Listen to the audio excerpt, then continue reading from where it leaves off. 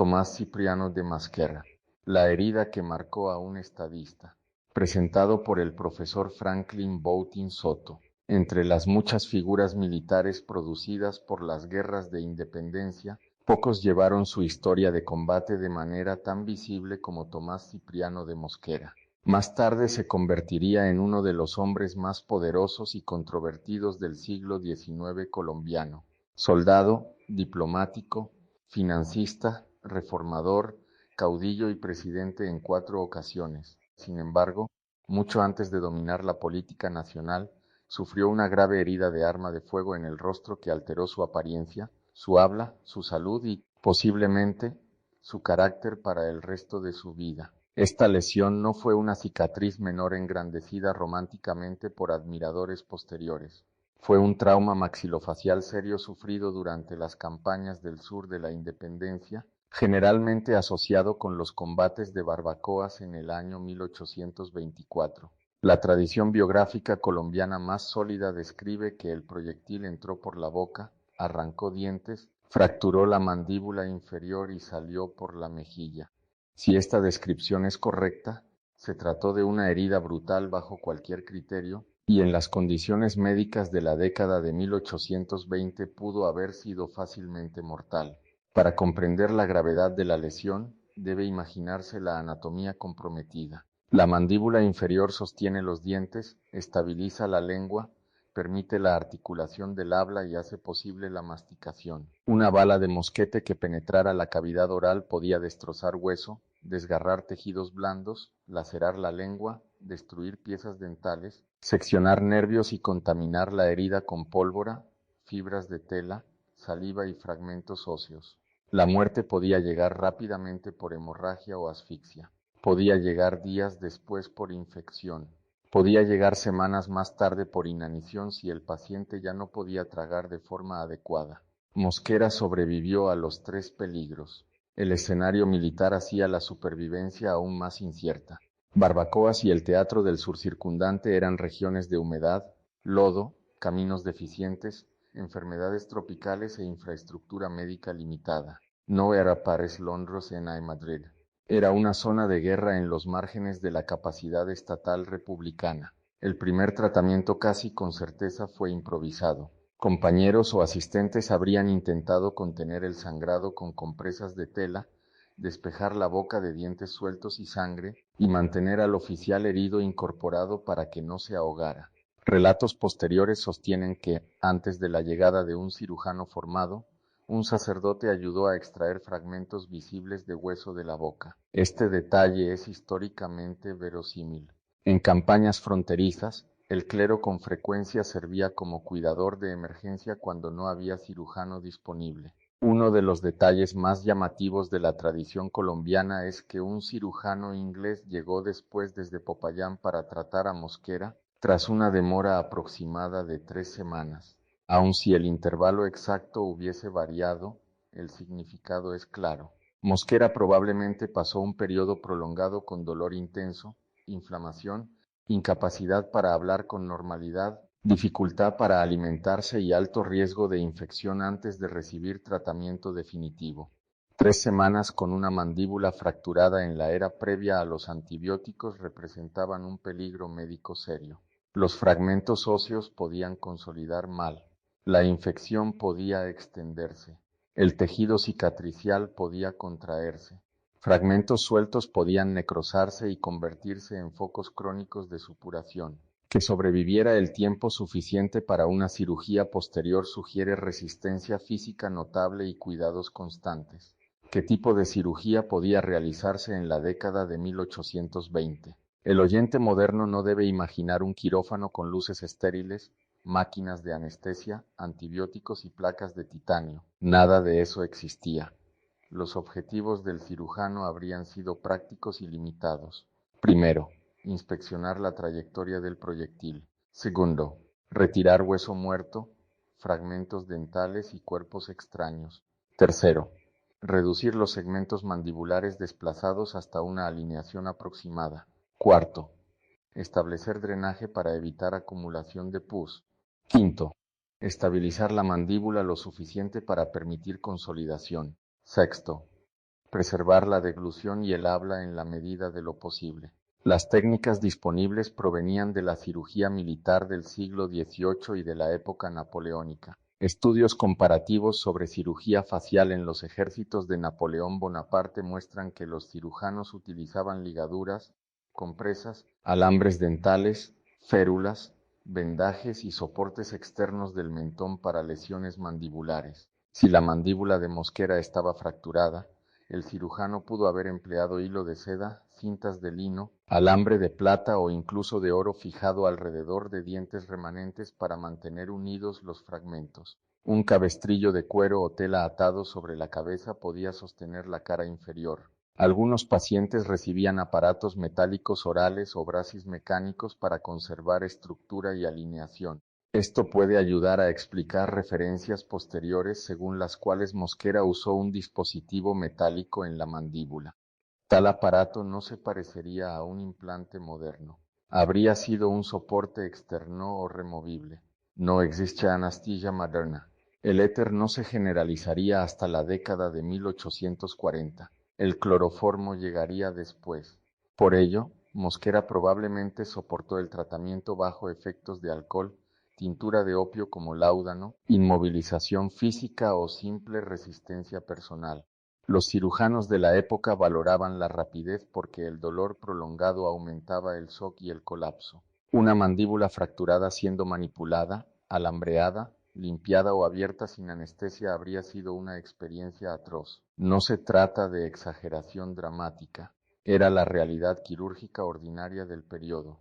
Tampoco existía cirugía antiséptica en sentido moderno. Los cirujanos aún no comprendían las bacterias, aunque muchos sabían por experiencia que las heridas limpias sanaban mejor. Los instrumentos podían limpiarse con paños, calentarse, enjuagarse con alcohol o lavarse con soluciones de vinagre. Los vendajes podían cambiarse con frecuencia, pero la esterilidad no existía. Además, la boca contiene gran cantidad de bacterias. Esto hacía especialmente peligrosas las heridas mandibulares.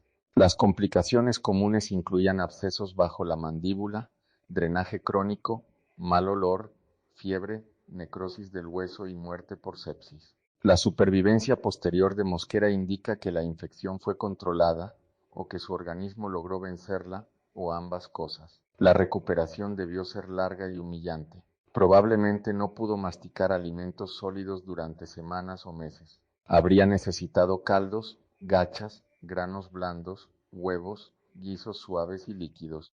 La pérdida de peso era frecuente después de traumas de este tipo. Dormir resultaba difícil. Los vendajes requerían cambios constantes. Hablar sería doloroso o distorsionado. Un joven oficial criado en un orgulloso hogar aristocrático de Popayán pasó súbitamente a depender de otros para comer, limpiarse y comunicarse. Experiencias así suelen dejar marcas psicológicas duraderas. La herida parece haber producido una alteración permanente del habla. Adversarios contemporáneos ridiculizaron más tarde la forma en que Mosquera hablaba. Esto sugiere con fuerza que la lesión causó cambios funcionales duraderos y no solamente una cicatriz cosmética. Una mandíbula dañada, dientes perdidos, cicatrices en la mejilla, mala alineación dental y el uso de un soporte metálico podían producir escape silbante de aire, consonantes arrastradas, sonido nasal o articulación laboriosa. Los sonidos que requieren contacto preciso entre labios y dientes, como P, B, F, S, T y Ch, probablemente fueron los más afectados. Enemigos políticos recurrieron al ridículo, como era común en la cultura polémica del siglo XIX. El apodo asociado con él en algunas tradiciones, relacionado con masticar metal o producir sonidos metálicos, probablemente aludía a esta alteración del habla y al aparato mandibular. ¿Por qué importa esto políticamente? Porque la política del siglo XIX era una política oral. Los hombres gobernaban mediante discursos, órdenes militares, alegatos judiciales, debate congresional, persuasión social y ceremonias públicas. La voz importaba, la presencia importaba, la dicción importaba. Mosquera tuvo que superar una limitación en el mismo medio mediante el cual se ejercía la autoridad de las élites. Sin embargo, esa misma limitación también podía fortalecerlo. Todo oyente sabía que su habla dañada provenía del servicio de guerra. Lo que los enemigos ridiculizaban, los partidarios podían interpretarlo como prueba de sacrificio. Su rostro y su voz testificaban que había sangrado por la independencia. Existen indicios en correspondencia familiar que iluminan cómo era vista la herida dentro de círculos de élite.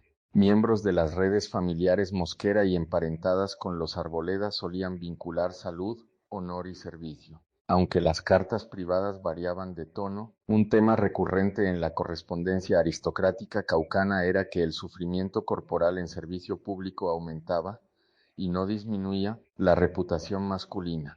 Traducidas al inglés, ciertas expresiones del periodo equivaldrían a frases como «apagado con su persona por la patria» o «las cicatrices ganadas en servicio hablan más fuerte que los títulos». No eran fórmulas vacías. En la Colombia posterior a la independencia, las heridas militares podían convertirse en capital social. Los círculos familiares también se preocupaban por perspectivas matrimoniales, vigor y resistencia después de lesiones graves. En hogares de élite, la salud era política porque la continuidad dinástica dependía de ella. Que Mosquera avanzara luego con tanta energía sugiere que su familia no lo vio como hombre quebrado, sino como hombre probado. Psicológicamente, la herida puede ayudar a explicar rasgos que más tarde se asociaron con Mosquera. Contemporáneos lo describieron con frecuencia como orgulloso, combativo, intensamente seguro de sí mismo, sensible al estatus y poco dispuesto a tolerar insultos.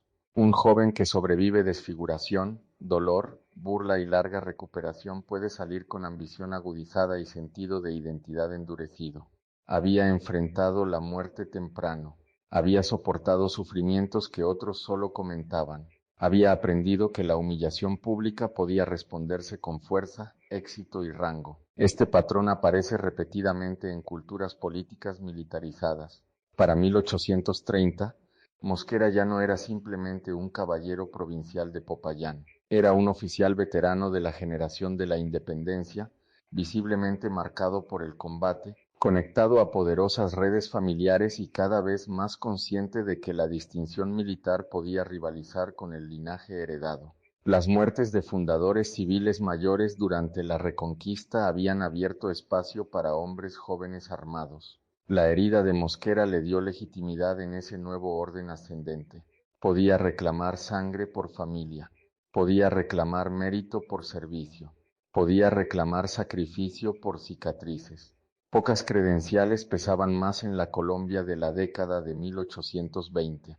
Los cirujanos maxilofaciales modernos considerarían afortunada su supervivencia. Hoy un paciente así recibiría manejo avanzado de vía aérea, imágenes diagnósticas, fijación ósea con placas, antibióticos, reconstrucción dental, soporte nutricional y rehabilitación por etapas.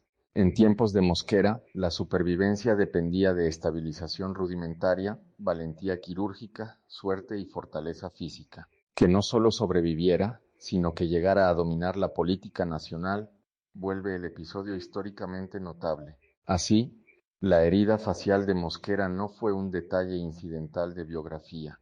Formó parte de la construcción de su personaje público. Alteró su habla, cambió la forma en que otros lo percibían y probablemente cambió la forma en que él se percibía a sí mismo. Muchos políticos heredaron estatus. Mosquera llevó sus credenciales en el rostro.